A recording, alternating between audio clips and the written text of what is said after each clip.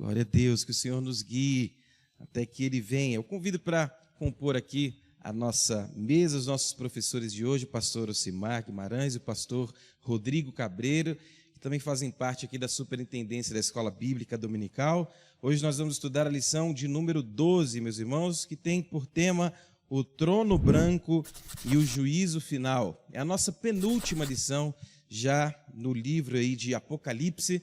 Você que ainda não adquiriu a sua revista da Escola Bíblica Dominical, a Betel Dominical, pode fazê-lo ainda lá ao final com os nossos irmãos da nossa tesouraria. E, salvo engano, a nossa próxima revista, em que nós estudaremos o Sermão da Montanha, também já está disponível para que os irmãos possam adquirir.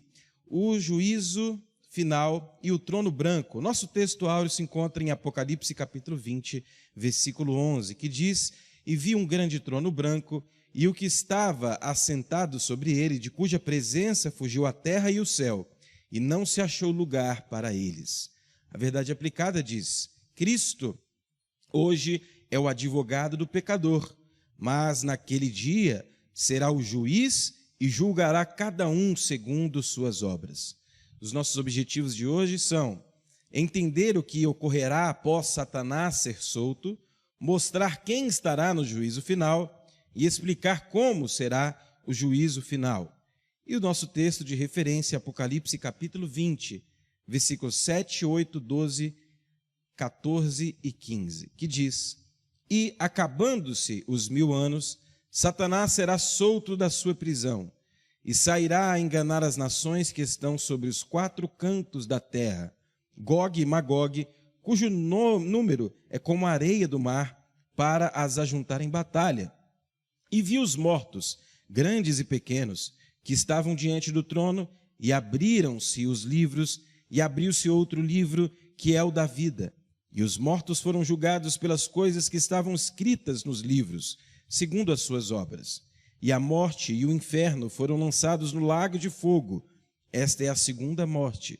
E aquele que não foi achado escrito no livro da vida foi lançado no lago de fogo." Amém? Portanto, vamos dar continuidade àquilo que começamos a ver na última lição, em que aprendemos sobre a realidade do milênio.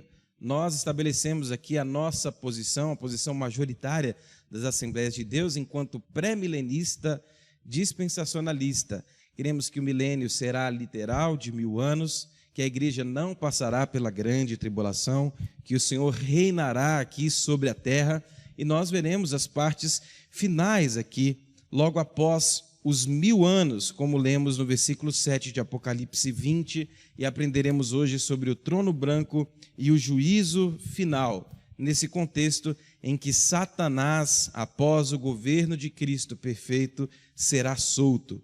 E nós vamos começar a nossa lição hoje com o pastor Rodrigo Cabreiro, que há de nos ensinar o tópico 1, que diz justamente sobre isso: Satanás é solto. Paz do Senhor, pastor Rodrigo. A paz do Senhor, pastor Harley. Eles que nos acompanham pelas redes sociais. Que Deus abençoe a todos. Bom, se for possível, eu peço que faça a projeção de Apocalipse, capítulo 20, versículos 2 e 3. E fala justamente da questão que Satanás será preso, né?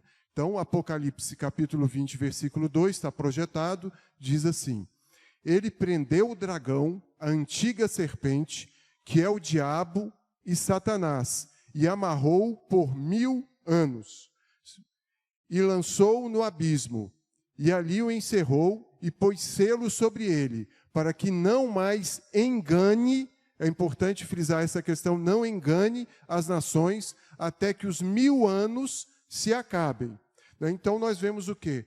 Que Satanás será preso, será amarrado, e durante o milênio ele não terá atuação aqui na terra. Então ele vai ficar preso. E durante o milênio será justamente o período em que Jesus Cristo estará governando sobre a terra. Bom, O irmão pode suspender a projeção por enquanto, por favor, muito obrigado. Então, durante o milênio, Jesus Cristo governa. E a gente ouve muito falar sobre justiça, sobre paz. Todas as pessoas falam sobre isso. Nós queremos justiça, nós queremos paz, nós queremos tranquilidade para as nossas vidas. É o que o mundo pede, é o que se fala de uma forma geral. E durante o período em que Jesus Cristo estará governando, isso aí vai ser uma das marcas do seu reinado, né? Agora, se puder projetar agora Apocalipse capítulo 20, versículo 7, fala que justamente o quê? Que Satanás será solto, né? Satanás voltará a atuar após o milênio. E diz o seguinte: e acabando-se os 1000 anos, Satanás será solto da sua prisão. Então é um teste para a humanidade. Como é que a humanidade vai se portar com o retorno da atuação de Satanás, né? Nós já lemos que a atuação de Satanás é justamente para enganar as nações, para enganar as pessoas, né? E ali, no item 1.1, fala justamente que Satanás será livre, né? E voltará a enganar as nações. Se o irmão puder projetar, por favor, Apocalipse 20, versículo 8, que trata justamente dessa questão. Então, a obra do diabo sempre foi o quê? O engano. Apocalipse 28, conforme está projetado, e sairá a enganar as nações que estão sobre os 4 cantos da terra, Gog, Magog, cujo número é como a areia do mar, né? Muito obrigado. E aí ele vai utilizar dos seus artifícios, das suas estratégias para enganar as nações. Uma vez um pastor amigo, ele estava contando que foram até o inferno e Satanás mostrou lá as grandes armas que ele tinha. Aí o visitante que estava lá disse assim: com essas armas você não vai enganar ninguém. Ele falou: não, mas eu começo de forma suave, são coisas pequenas, e aí depois eu vou aumentando conforme o espaço, né? Conforme dão brecha, eu vou aumentando a minha atuação. João 10:10 fala que o ladrão veio para matar, roubar e destruir, né? Então Jesus falou isso, e nós vemos também que o diabo, ele atua como um ladrão. As obras dele são justamente essas: para matar, para roubar a paz, para destruir aquilo que foi feito, destruir as famílias, destruir a vida de uma pessoa. E nós temos que ser o quê? Vigilantes. Nós temos que vigiar nesse tempo que nós estamos vivendo, como sempre houve a necessidade de vigilância.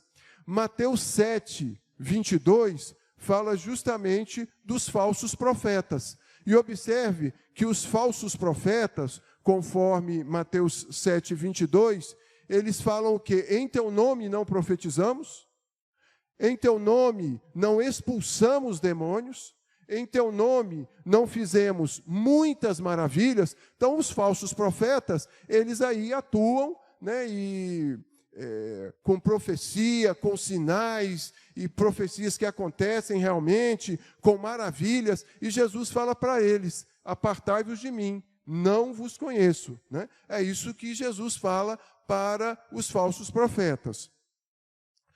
Outra questão interessante sobre a necessidade aí de vigiar está em Samuel 16:7. O profeta, 1 Samuel 16:7, o profeta Samuel, por ordem de Deus, foi ungir um dos filhos de Jessé, né? E chegando lá, ele viu Eliabe.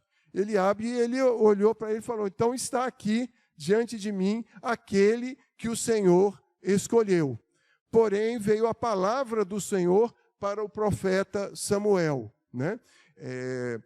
O Senhor disse para Samuel, porém o Senhor disse a Samuel: não atentes para a sua aparência, nem para a altura da sua estatura, porque eu tenho rejeitado, né? Então o Senhor falou para o profeta Samuel, um homem experimentado: o tenho rejeitado. E continuando o versículo, o Senhor fala: porque o Senhor não vê como o homem vê. O homem vê o que está diante dos seus olhos, porém o Senhor olha para o coração. Né? Então, o Senhor olha para o coração. O Senhor realmente, ele é justo juiz e olha para o coração. Outra questão importante está em 2 Coríntios 11, versículo 14, que diz o seguinte, que Satanás se transfigura como anjo de luz. Então, ele tem realmente condições de enganar. Se nós não estivermos atentos, se nós não estivermos vigilantes, podemos passar por alguma cilada de Satanás. O item 1.2 aqui da lição fala sobre Gog e Magog, a última rebelião. Então, nós lemos lá em Apocalipse 28, né, dessa última rebelião, né, e Gog e Magog, ele está querendo se referir também, ele cita aqui os 4 cantos da terra, então serão pessoas, serão nações de todas as terras, povos que estarão aqui na terra, que vão se levantar contra Jesus Cristo. E Gog e Magog, no hebraico, ele significa uma multidão, algo magnífico, algo que realmente chama a atenção. Não fala especificamente de um lugar nesse texto que nós lemos aqui em Apocalipse 20, versículo 8. Então nós sabemos o quê? Que se levantará um grande exército para se opor a Jesus Cristo, né? Um exército de todos os lugares da terra que vão contra Jesus Cristo. Vão atacar o governo de Jesus Cristo. Então Deus vai permitir isso. Deus vai permitir essa atuação, essa rebelião de Satanás, e o incrível, que após passar um governo perfeito, um governo de paz, de tranquilidade, né? Que é aquilo que toda a humanidade fala e prega constantemente, mesmo assim haverá uma multidão para se levantar contra um governo de Jesus Cristo que já havia reinado aqui na terra durante 1000 anos. Então, essa rebelião aqui, segundo os estudiosos, ela não é a rebelião que está ali apresentada em Ezequiel, capítulo de número 38. Porque em Ezequiel 38 se entende aqui que vai ser durante o governo do anticristo. Aqui não, aqui será no final do milênio, em que as nações vão se levantar contra Jesus Cristo.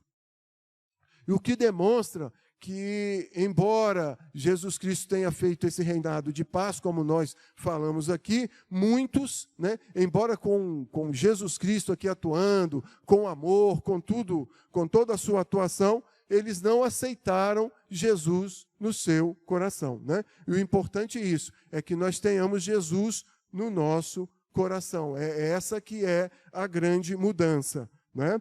E no tópico 1.3 fala a influência da natureza pecaminosa. Então nós vemos aí a atuação de Satanás, Jesus Cristo com o governo perfeito dele, uma vida de qualidade, prosperidade, as pessoas com saúde, né? Nós estamos lutando aí tanto pela questão da saúde, essa luta aí contra o Covid e outras doenças, né? Então vai ser um período de saúde, mas as pessoas, quando Satanás for solto, vão se deixar enganar, vão se envolver, né? E vão atuar na rebelião contra Jesus Cristo. Embora com tudo que Jesus fez, veio ao mundo para a salvação, fez um reinado aqui para todos, aqui durante 1000 anos, mas mesmo assim, muitas pessoas vão se levantar contra Jesus Cristo. E nós vemos aqui que é uma multidão como a areia do mar. Então, um número muito grande de pessoas que vão seguir a Satanás após o milênio, né? Ou seja, são pessoas que realmente nunca tiveram uma conversão genuína, uma conversão verdadeira, que nunca tiveram realmente Jesus no seu coração. Aproveitaram os benefícios, mas não estavam próximos de Deus. Romanos 8:35 fala: quem nos afastará do amor de Cristo, né? Fala quem nos afastará do amor de Cristo. E o que nós entendemos é que o que pode nos afastar verdadeiramente de Cristo são as nossas escolhas, né? E nós vemos também o seguinte: se nós fizermos uma recapitulação aí entre a escolha que o povo judeu fez entre Jesus Cristo e Barrabás, nós vemos que o povo escolheu por Barrabás, né? Barrabás que esteve envolvido aí em homicídio, em sedição, em vários problemas, mas foi o homem que o povo escolheu, né? Negaram a Jesus Cristo e escolheram um homicida no lugar de Jesus Cristo. Mas nós que somos servos de Deus, temos que seguir o que está em Tiago 4:8a. Achegai-vos, portanto, a Deus, e ele se chegará a vós. É o nosso papel vigiar e nos aproximar de Deus nesses tempos. Amém. Glória a Deus, que Deus abençoe o pastor Rodrigo, nos ensinou aqui sobre o tópico 1, em que aprendemos que depois de viver 1000 anos sobre o governo de Cristo e usufruir todos os benefícios advindos desse tempo de justiça e paz, o homem verá Satanás novamente solto. E mesmo após passarmos por um período em que o governo será perfeito, justo, em que as pessoas terão longevidade, em que não haverá problema social algum, ainda assim, nesse último teste da humanidade, em que Satanás é solto, muitos ainda o seguirão.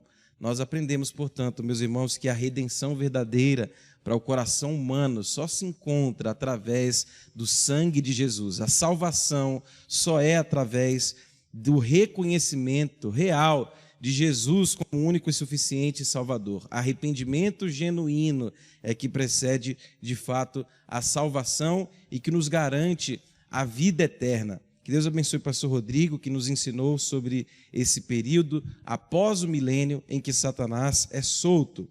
Logo em seguida, no tópico 2, vamos ver que é chegado o juízo final. Nós vamos aprender aí o desenrolar desses fatos que acontecem imediatamente após o milênio, agora com o pastor Ocimar. Paz do Senhor, pastor Ocimar. A paz do Senhor, pastor Abet, pastor Rodrigo Cabreiro, meus irmãos que nos ouvem nesta manhã.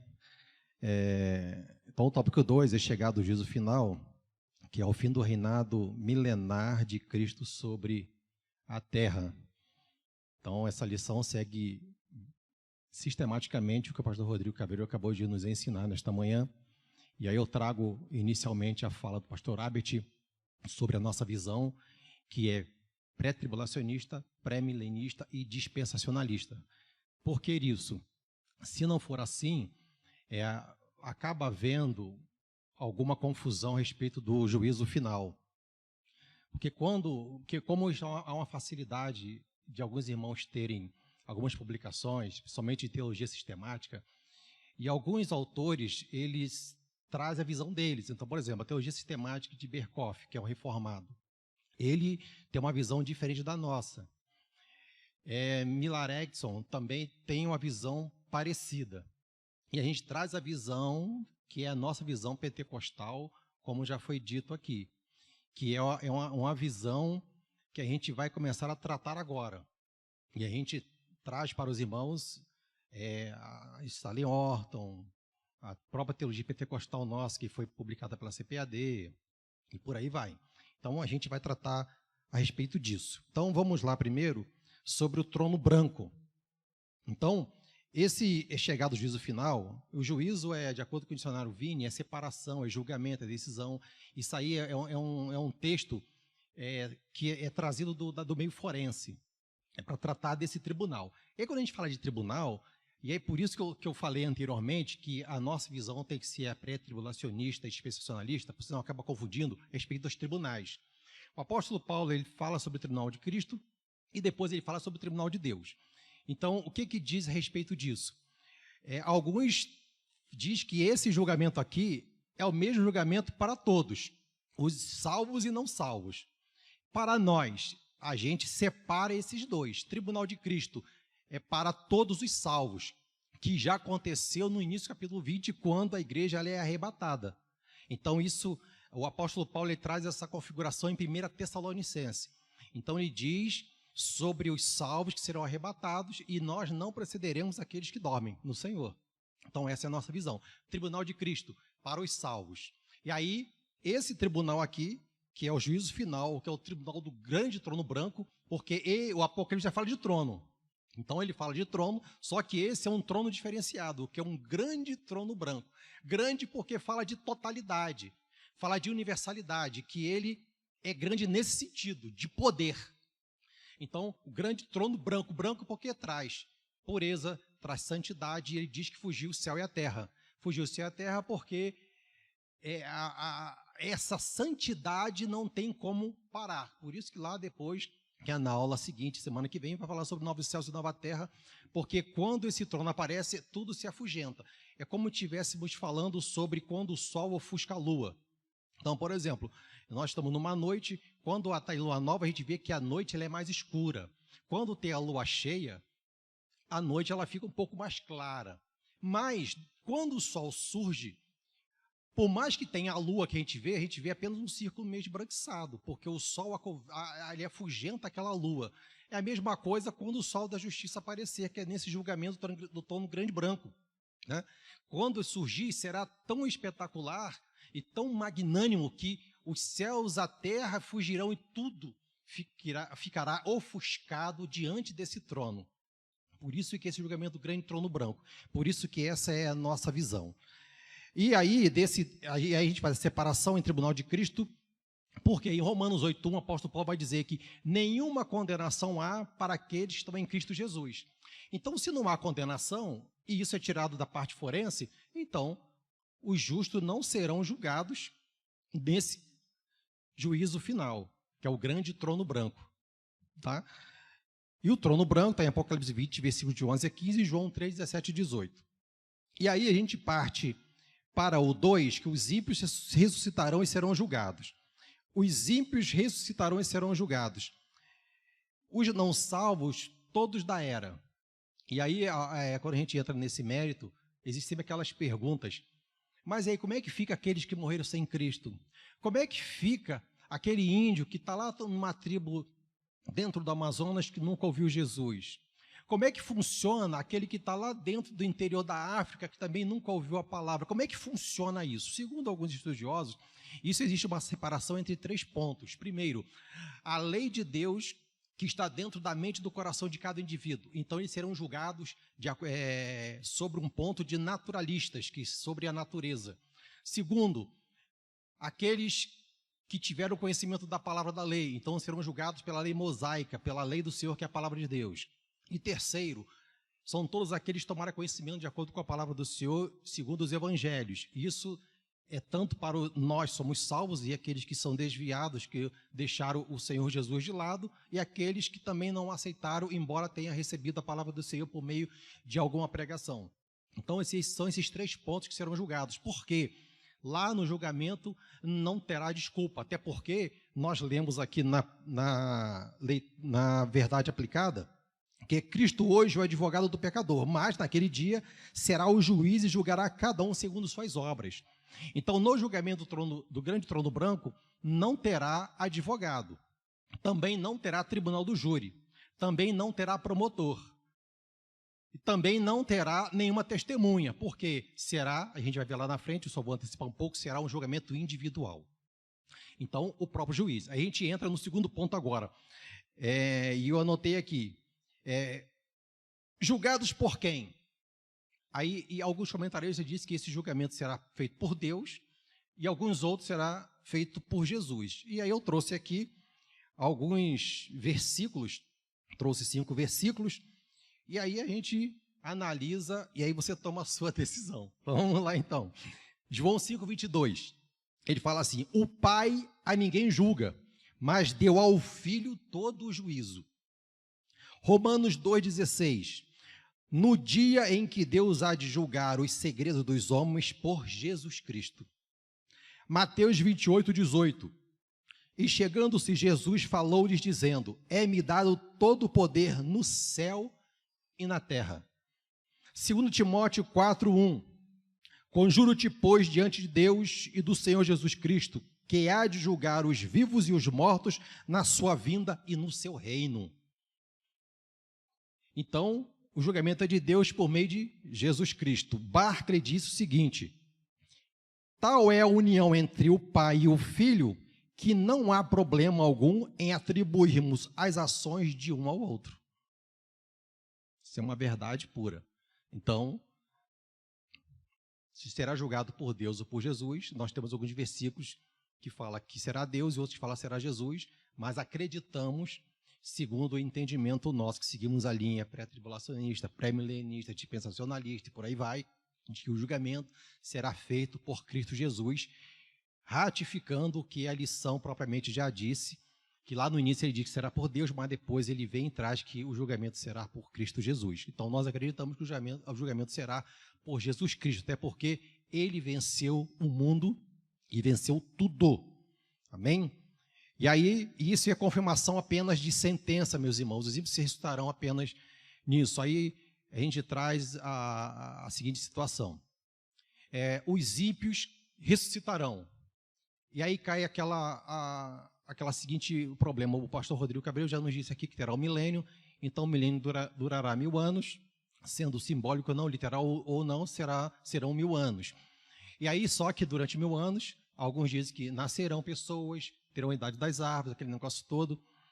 E aí, como é que será esse julgamento? Então, nós já tiramos todos os salvos, aqueles das eras passadas até o milênio. Então, todos aqueles salvos em Cristo Jesus, que não há condenação, ressuscitarão, bodas do Cordeiro, o tribunal de Cristo, receberam os galardões de acordo com aquilo que foi feito por meio do corpo. O corpo é a igreja do Senhor Jesus. Só que tem aqueles que durante o milênio estão vivos, tem aqueles que nasceram, e tem aqueles que, após Satanás ser solto por um pequeno intervalo de tempo, eles continuarão com Cristo e uma outra parcela acompanharão Satanás. Então, como é que fica, então?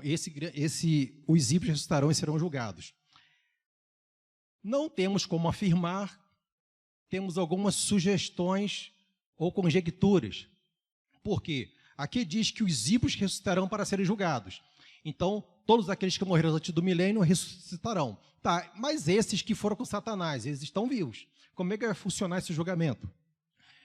Dizem alguns estudiosos que esses, mesmo estando vivos no milênio, eles terão que morrer para serem julgados. E aí eu fiquei pensando, durante o estudo, como é que poderia se dar isso? Possivelmente, eles terão que verdadeiramente serem mortos. Porque a Bíblia diz que ninguém pode chegar a Deus em carne e sangue, diz a palavra do Senhor. Então, se nenhum ser humano pode chegar diante do Todo-Poderoso em carne e sangue, então terá que morrer para ressuscitar, para receber o corpo. Os salvos receberão o corpo incorruptível, e os ímpios receberão um corpo que é perecível. Então, a gente segue essa linha de raciocínio. Tá bom? Serão julgados. E o 2.3, grandes e pequenos. Grandes e pequenos, e aí hoje nós temos aí essa grande separação, e por mais que haja justiça social, a gente sabe que isso vai perdurar por todos os tempos. Desde a morte de Adão para cá, isso sempre aconteceu, sempre continuará acontecendo, mesmo embora que a gente persiga a justiça social. Por isso que aqui a Bíblia diz que grandes e pequenos. Por que a Bíblia diz isso? Para deixar bem claro, irmãos, que isso sempre vai existir até a volta de Jesus. Então, grandes e pequenos, quem tem dinheiro e quem não tem, quem tem uma vida favorável e quem não tem, reis e príncipes e o pobre, o proletariado, aqueles que foram bem abastados, então aqueles que têm poder e que não têm, o juiz que aceita Jesus e que não aceita, os grandes poderosos que são e que não são, os presidentes que são e que não são, os governadores que são e que não são, os prefeitos que são e que não são, os senadores que são e que não são, os deputados federais, distritais que são e que não são, os vereadores que são e que não são, e por aí vai, irmãos. Então, grandes e pequenos, está dizendo aqui que não haverá distinção, todos comparecerão diante do grande juízo final, que é o grande trono branco. Todos quem? Aqueles que não aceitaram a Cristo como o verdadeiro Salvador das suas almas. Porque quem aceitou já foi para o tribunal de Cristo, depois terá outro julgamento. Aí tudo bem. Mas, pastor Simar, como é que funciona, então, aqueles que aceitaram Jesus e continuaram fiéis durante o milênio? Porque pode ser a dúvida de alguns irmãos, como é que funciona? Se nós falamos que até o milênio, todos que aceitaram a Cristo foram para o tribunal de Cristo, receberam os galardões, estão lá, está bem, mas e aqueles que durante o milênio, como é que funciona isso? Aí também dizem alguns estudiosos de que esses também comparecerão no grande trono branco. Porque o que a Bíblia diz? Que abrirão, vamos lá para a palavra, juízo final. E vi um grande trono branco que estava sentado sobre ele, cuja presença fugiu a terra e o céu e não achou lugar neles. Ele fala assim, e vi mortos, grandes e pequenos, que estavam diante do trono, e abriu-se os livros. E abriu-se outro livro, que é o da vida.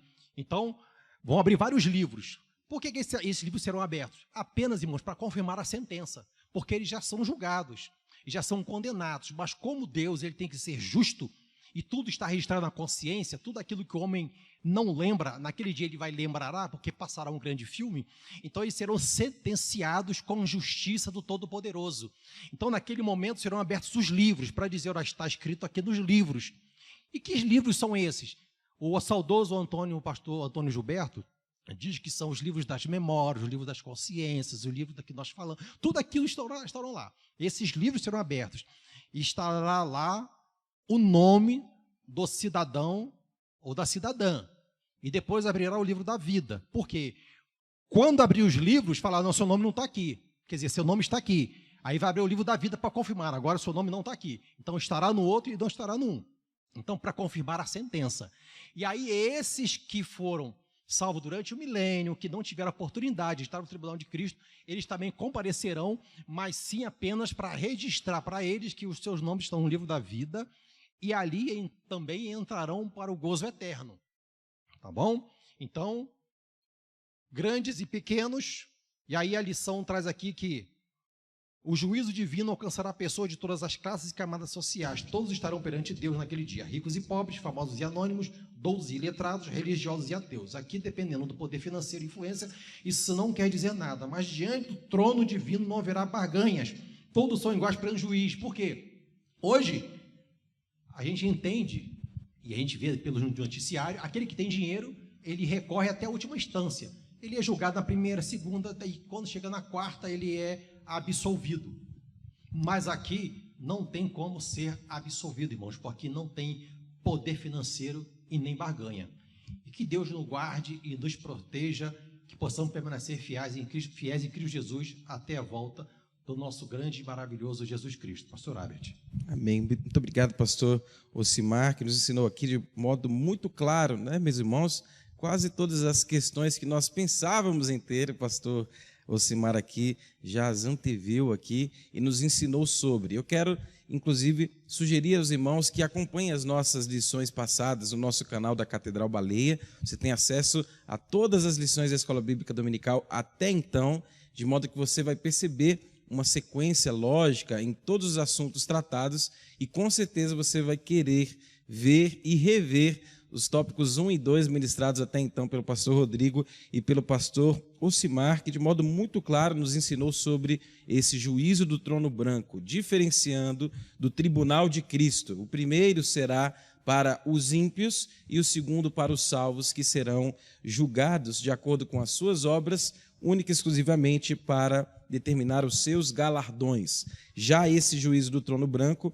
reiteramos que será para os ímpios, em que grandes e pequenos serão julgados. Nesse grande trono branco, representado por pureza, paz e por universalidade, tamanho é esse trono, nós vamos verificar aqui a justiça de Deus aplicada em sua íntegra.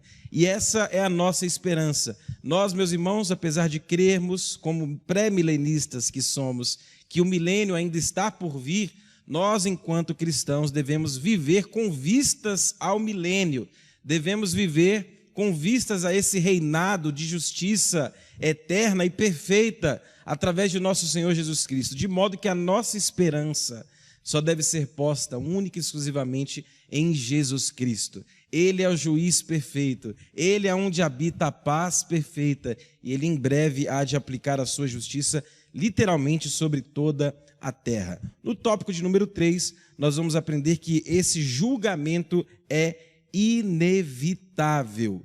Vamos aprender agora com o pastor Rodrigo, novamente, o tópico 3, que diz sobre a inevitabilidade desse julgamento. Amém. Glória a Deus. A palavra do Senhor nos diz que todos pecaram e destituídos foram da glória de Deus.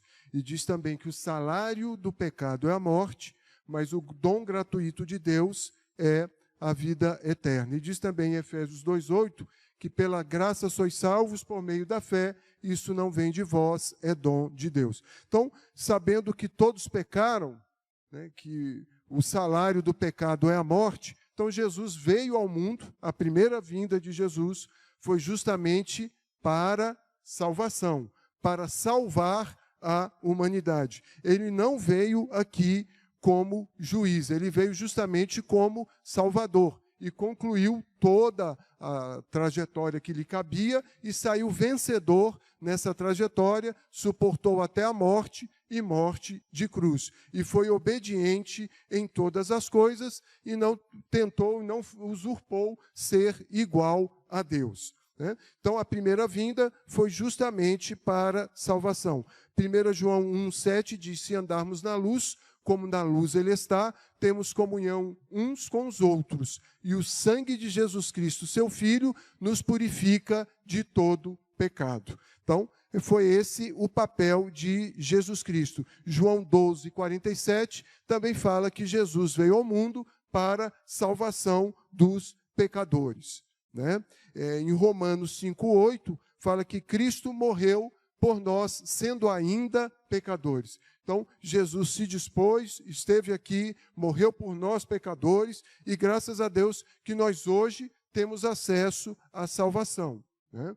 E pagou o nosso preço, foi o sacrifício vicário de Jesus ali na cruz, né? Foi o sacrifício substitutivo. Então, Jesus foi, pagou o nosso preço, porque como homem, ele era pecador, como homem pecou, ele já não tinha mais condição de se livrar dessa questão aí do pecado. Né? E Apocalipse 13:8b fala que é o Cordeiro de Deus que foi morto desde a fundação do mundo. Então, Jesus ele já sabia que seria morto, foi morto na realidade há um pouco mais de 2000 anos atrás, mas já desde a fundação do mundo já tinha o projeto que Jesus viria para a terra e que ele morreria pela humanidade. Então, todos agora temos acesso à salvação. Né? Basta abrir o coração e deixar Jesus reinar em nossas vidas.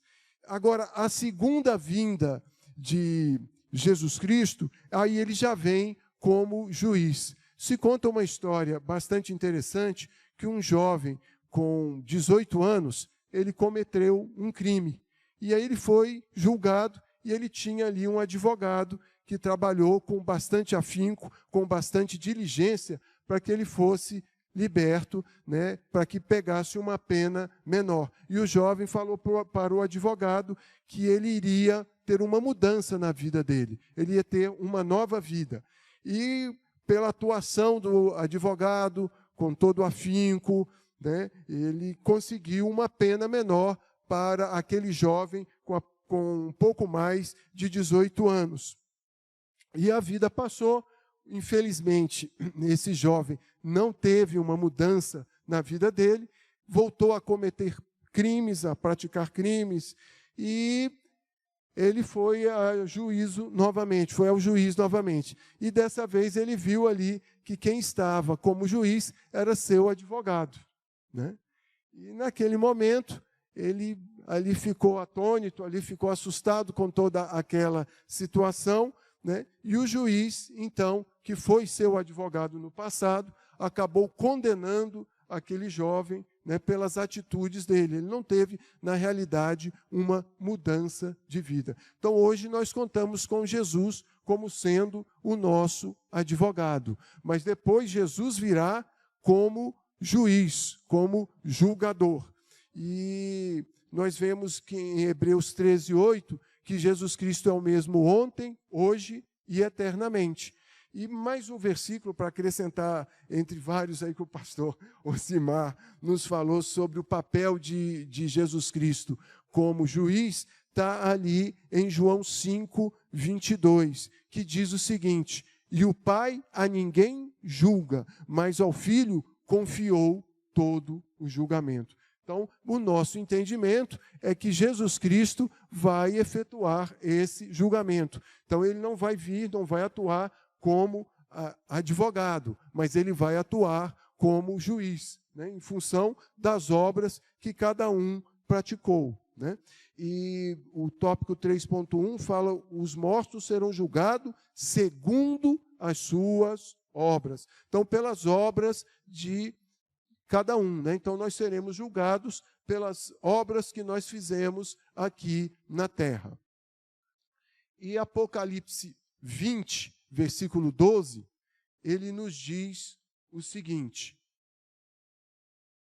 vi também os mortos, os grandes e os pequenos, postos em pé diante do trono. Então se abriram livros, ainda outro livro, o livro da vida foi aberto, e os mortos foram julgados segundo as suas obras, conforme o que se achava escrito nos livros, né? Então, isso aí confirma que nós seremos julgados pelas nossas obras, pelo que nós fizermos aqui na terra. Então, nós temos que estar vigilantes, sabemos, conhecemos a palavra, graças a Deus, né? Então, nós temos que andar na luz, como na luz Jesus está, e que nós também somos filhos da salvação, né? Então, vamos andar na luz porque nós somos filhos da salvação, preocupados aí em agradar a Deus, em vigiar, em orar, em ter uma vida de santidade. Amém.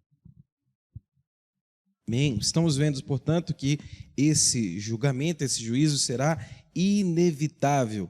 Acrescentando, corroborando com o que o pastor Rodrigo nos ensinou, nosso comentarista traz um comentário adicional do teólogo Charles Wylie, que diz o seguinte: esse julgamento não é para verificar se deverá ser o céu ou o inferno o destino final daqueles que serão julgados. Esse julgamento é para provar que o inferno é o destino merecido. Isso ressalta mais uma vez a graça, o favor de Deus sobre nós. Esse favor, esse algo que é imerecido, que nos garante a salvação, e todos quantos não reconhecerem essa graça sobre si hão de ser julgados por Jesus, não agora como sendo o advogado, nem o Espírito Santo como sendo o nosso consolador, mas Jesus, como o pastor Rodrigo nos ensinou agora, como juiz. Ademais, nesse tópico 3, aprenderemos que esse julgamento será individual e também veremos qual será a sentença desse julgamento. Com o pastor Ocimar. Bem, meus irmãos, o julgamento será individual e é inevitável. Cada indivíduo ele é responsável, que eu coloquei aqui, cada indivíduo é responsável pelos seus atos. Parece que ninguém foi salvo por suas obras boas ou más. E esse parece aqui está dizendo que realmente ninguém foi salvo por suas obras boas ou más. A sentença será totalmente justa, de acordo com o que estiver escrito nos livros. Esses livros são parecidos com os autos. É que muitos não têm tomado. O que são esses autos, né? Os autos é tudo aquilo que, quando será julgado, ele é juntado ali. Então, tudo aquilo que o encarregado do inquérito ele vai fazendo, ele vai juntando aos autos tudo aquilo que vai sendo proferido durante o julgamento. Então, as testemunhas, o indiciado, tudo ele vai... Só que aí, determinado no momento que nós vivemos, a pessoa pode ser absolvida ou não. Só que nesse caso aqui, os autos, quando eles serão abertos, de acordo com o que estiver no livro, ali será apenas para proferir tudo aquilo que foi feito pelo indivíduo não salvo. Então aqui é para dizer realmente aquilo que o indivíduo fez por não ter aceitado Cristo Jesus. João 3,18 diz assim, quem não crê já está condenado. Então, quem não crê já está condenado. Então, todos aqueles que creem em Cristo Jesus na atual dispensação são salvos, vão ao tribunal de Cristo, recebem seus galardões e estarão com a igreja no grande milênio. E aí serão auxiliares de Jesus, e a gente não sabe muito bem como é que vai funcionar isso, mas a igreja estará ali de algum modo com Cristo durante o milênio. grande julgamento aqui, individual, a gente não tem como ter uma ideia absoluta como é que se dará isso. A gente sabe que vai ser individual, cada um comparecerá lá, os não salvos. E é um negócio, assim, para nossa mente alcançar, porque no início que nós lemos aqui, 20, diz que os céus e a terra fugiram da presença do grande trono branco. Então, para a gente ter uma ideia, imagina só, hoje, a pessoa, quando ela vai a julgamento, acredito eu nunca fui a um julgamento, mas acredito eu que quando a pessoa, não aquele que está acostumado aí não, mas estou falando aquele que vai pela primeira vez, eu acho que ele fica meio trêmulo, não sabe o que vai ser feito ali, começa até a chorar, os seus parentes também, é um negócio meio estranho, né, que deve ser. Imaginemos agora nesse julgamento individual, que o indivíduo ele vai comparecer diante desse grande trono branco, irmãos. Isso é um negócio terrível para quem estiver ali naquele dia. Porque às vezes muitos não levam a sério o que a palavra de Deus diz. Há algumas objeções, peço perdão para os irmãos, que duas eu lembro e a outra eu acabei esquecendo. Diz o seguinte: existe a objeção contra o universalismo. O que é universalismo? Diz que todos serão salvos. Todos serão salvos. Então, para eles, os universalistas, já que todos serão salvos, então não tem muito problema quanto ao inferno. Inclusive, na nossa sociedade, tem muitos aí que não acreditam mais no inferno. E aí eu falo de sociedade não crente, mas, embora das igrejas liberais, a gente tem tomado conhecimento que dentro de algumas igrejas não se prega nem o inferno e também não se acredita mais no inferno. Mas nós acreditamos que há o inferno. A outra objeção é contra os aniquilaístas. Na realidade, aniquilamento, fica melhor assim para entendermos, aniquilamento. Diz que o aniquilamento, quando chegar na época de julgamento dos ímpios, serão julgados e acabará. Então, quando chegar o grande julgamento, que a gente está estudando na manhã de hoje, quando ele for julgado, foi julgado e acaba tudo para ele. É o aniquilamento, deixará de existir. Ora bem, se ele deixará de existir, então, na realidade, não existe o lago de fogo, também não existe o inferno. Porque foi aniquilado, acabou, não existe mais. E existe uma outra, que é por isso que eu pedi perdão que eu não lembro essa objeção, mas eu sei do que significa, que ela não acredita no inferno. Então são 3 objeções que a gente traz aqui para o nosso conhecimento, que contrasta com o que a gente acredita, que existe céu e existe o inferno.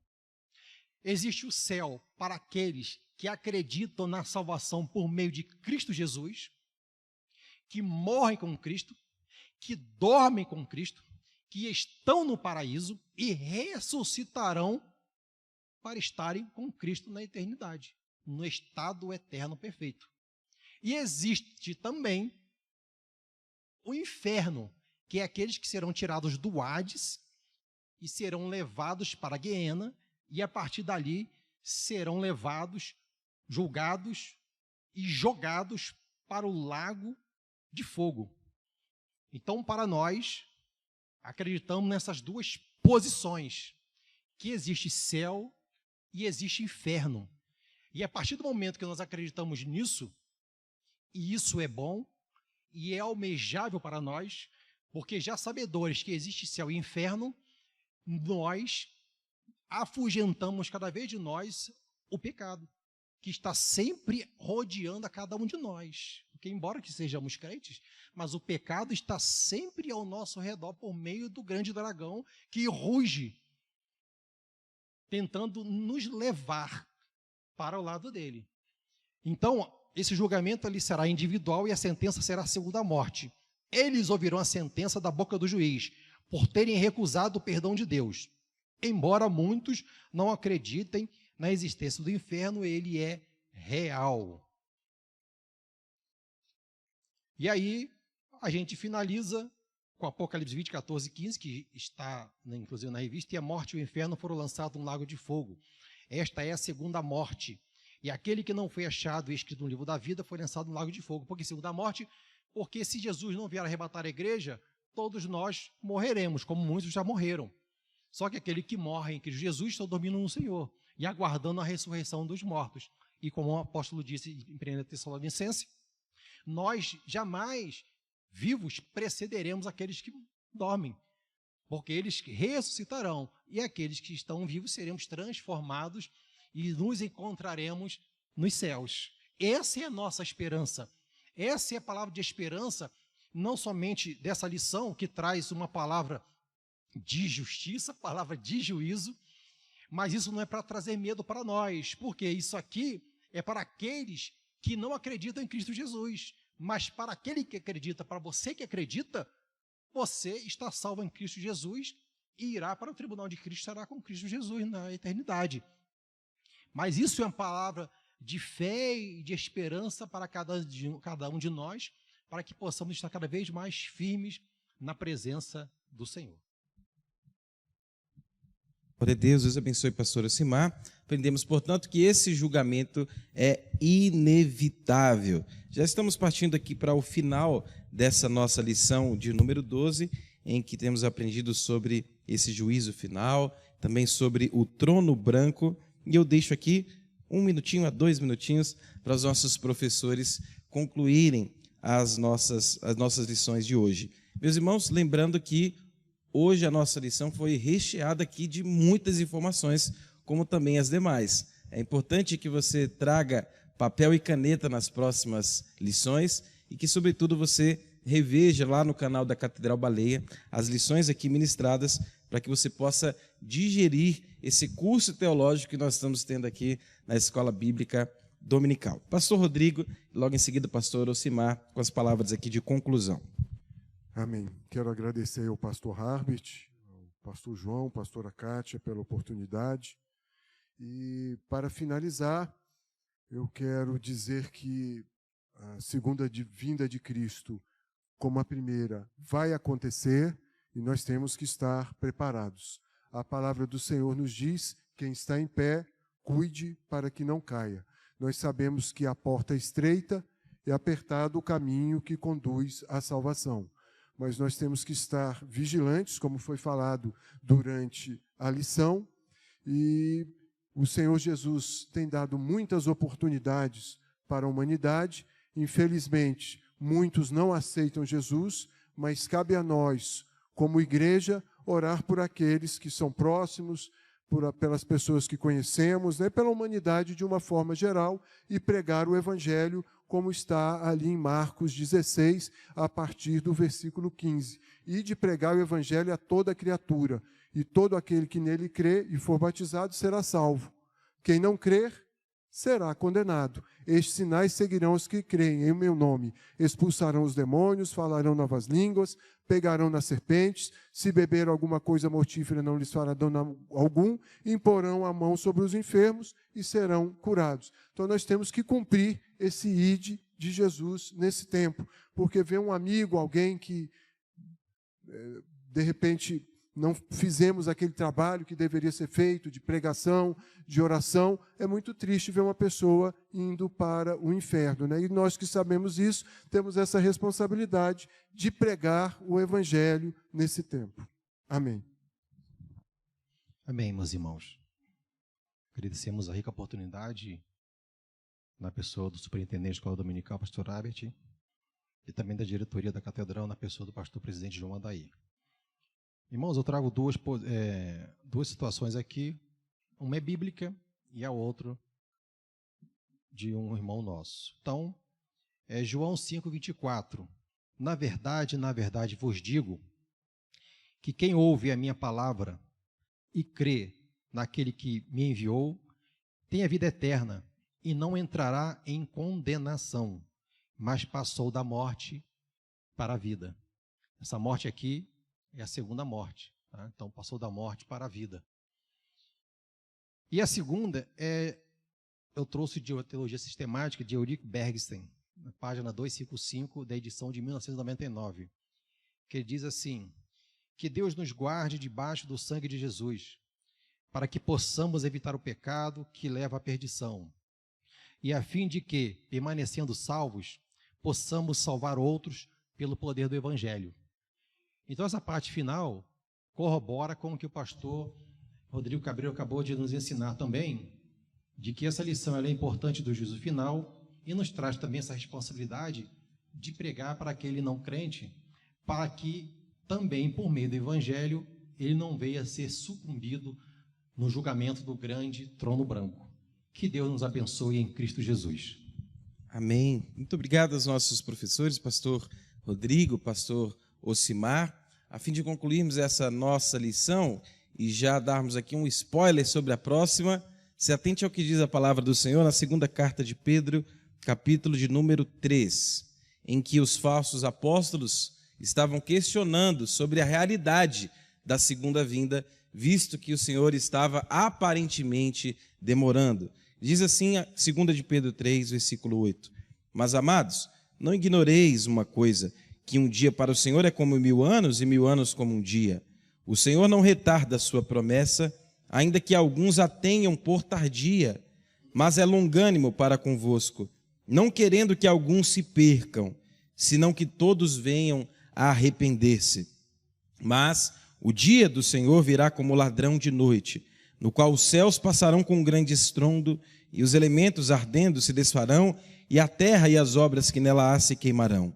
Havendo, pois, de perecer todas estas coisas, que pessoas vos convém ser em santo trato e piedade, aguardando e apressando-vos para a vinda do dia de Deus, em que os céus em fogo se desfarão, e os elementos ardendo se fundirão?